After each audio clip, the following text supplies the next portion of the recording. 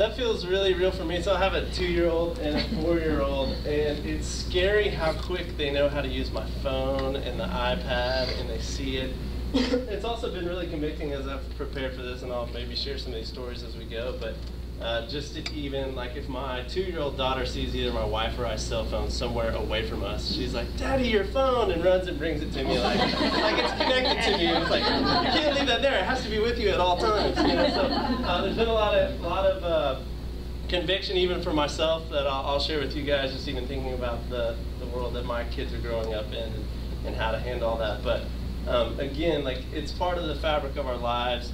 And before we get into all the kind of nitty-gritty and some of the stuff that maybe makes you want to go home and throw your computer away and trash your cell phones and confront your kids and all that, so before we get into some of that, I wanted to take an attempt to just kind of frame the conversation today a little bit. There's a parenting concept that some youth ministry folks talk about a lot, and it's just called imagining the end, or parenting with the end in mind. And so before we get too far into the crazy stuff, I want you guys to just think about the end. And we'll make it real simple. Imagine the end. Imagine we're going to fast forward, and we do this in ministry too. We think with our ministry, when our kids go through children's and youth in high school, when they get to end, where do we want them to be? And then we backtrack and figure out how to get there, right? So fast forward to 18 or 19, they're sitting in their college dorm room, and they're there by themselves. They're out from under your house, and they're there. How have we prepared them for this moment? How have we prepared them to be here? And what matters most at this point? What are the things that are going to matter most? Is it going to be the rules and regulations? Is it going to be all that stuff? Or is it going to be the things that we really instilled in them? And how do we do that? So later we're going to get to some of that.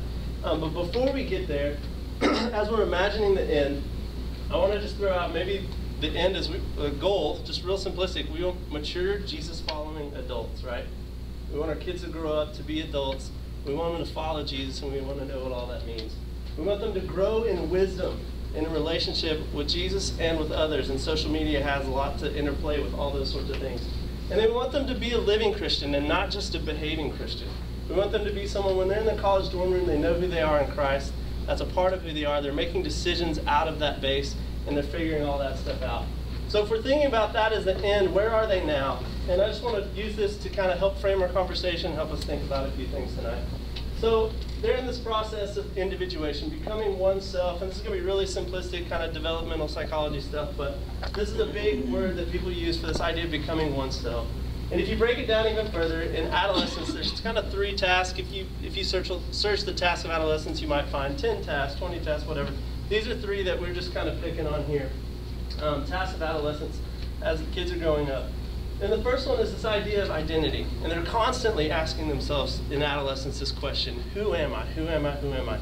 There's no better place to see this than at middle school jam on Wednesday night, when they walk in the door and they look around the room and they go, where do I fit? Where do I belong? Who am I? Who are my friends? You know, any of these questions, those are cycling through their head, and they're looking around. Some of them walk back out, go to the bathroom, come back 5 minutes later. Some of them walk to the snack table, then walk outside. They're like constantly moving until they find people they know in groups. So autonomy is this idea of self-sufficiency or self-governing. This is kind of the joy and the heartbreak of parents too, right? You want them to become autonomous. You want them to become independent from you, but that's also kind of heartbreaking as they go through that process. But figuring out themselves how to self-govern and be self-sufficient. And then the idea of belonging. Where do I fit? What's my place in this world? And so as they're going through adolescence, to become an adult, development psychologist would say you have to answer these 3 questions successfully. You have to answer who I am, you have to figure out your autonomy, your voice, your power, and you have to figure out where you fit your belonging. And the crazy thing about adolescence, and I feel like I love adolescence. I got really into it when I first started doing youth ministry, and we could do a whole seminar on some of this stuff. Probably better to bring an expert, but I love it. But adolescence is expanding. And in the 1920s, they would have said it was about a 2-year period, from 14 to 16, this idea of becoming an adult. And culturally, there was more rites of passage or different things. But 1970s or 80s, it moved from with puberty starting about 13 and going until you're about 18 or 20. And now they would say, many psychologists will say, puberty starting around 12, and then it's ending in the mid-20s. So, we kind of have this end line of maybe 18, 19. I just told you to imagine the end at 18, 19, but maybe we push that back a little bit because of the mid-20s.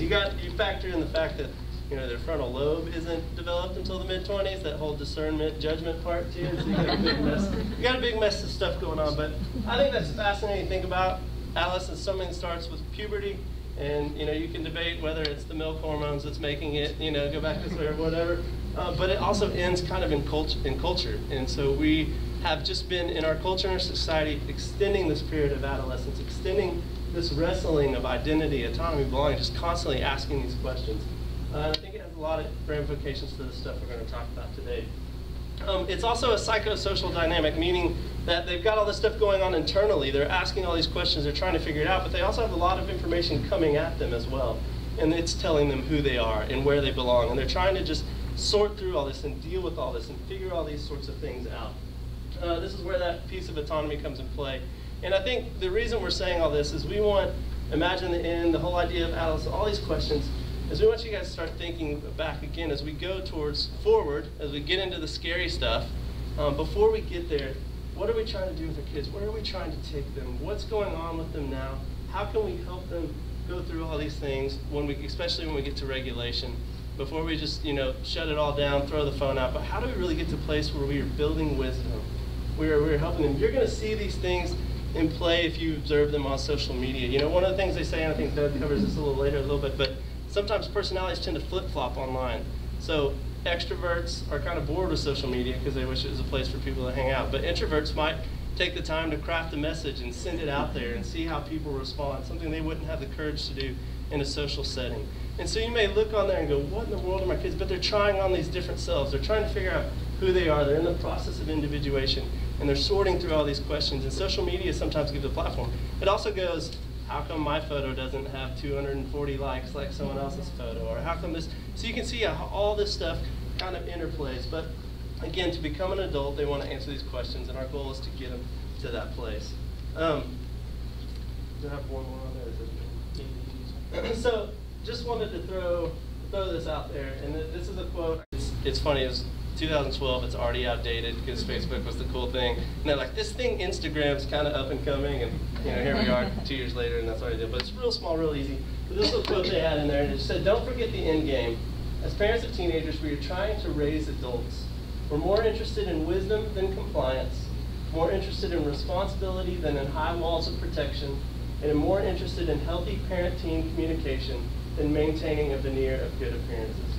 And as we get into this stuff, that's what it would be. Does the internet create a whole bunch of new dynamics and issues? Absolutely. Are we going to bash it today and say it's not good for nothing? No, probably not. I mean, it's part of the fabric of our lives, but it's here to stay. But these are the things we want to be about: wisdom and responsibility and healthy communication with your parents and teens, and figuring out how to navigate all these waters together so that we can help them navigate this period of adolescence as they get to become Jesus-following adults. And then we've got the Proverbs there. Start children off on the way they should go. Even when they are old, they will not turn from it. For those of you who have young kids, you're at an advantage maybe with some of this information. Some of you that are older, it may feel like some of this doesn't apply, but we'll get to some of that in a minute. But starting them off on the way they should go and they'll not depart from it. It's a great promise of Scripture that God invites us to enter into this process. It's going to be a very engaging process, as you probably, I know it's the fear as you came in. You kind of like, how do you keep up with all this? How do you do it? But start them off in the way they should go, and they would continue on with it. So now we're going to jump into... Are there any questions about the kind of developmental stuff, or, I mean, all the brainy and smart psychological stuff that Kyle knows? That was very simplistic, very quick, but just to kind of help frame the conversation. But yeah, if you have any questions, we'd love to answer them. Yeah, they're saving more. Yeah. Okay. They want the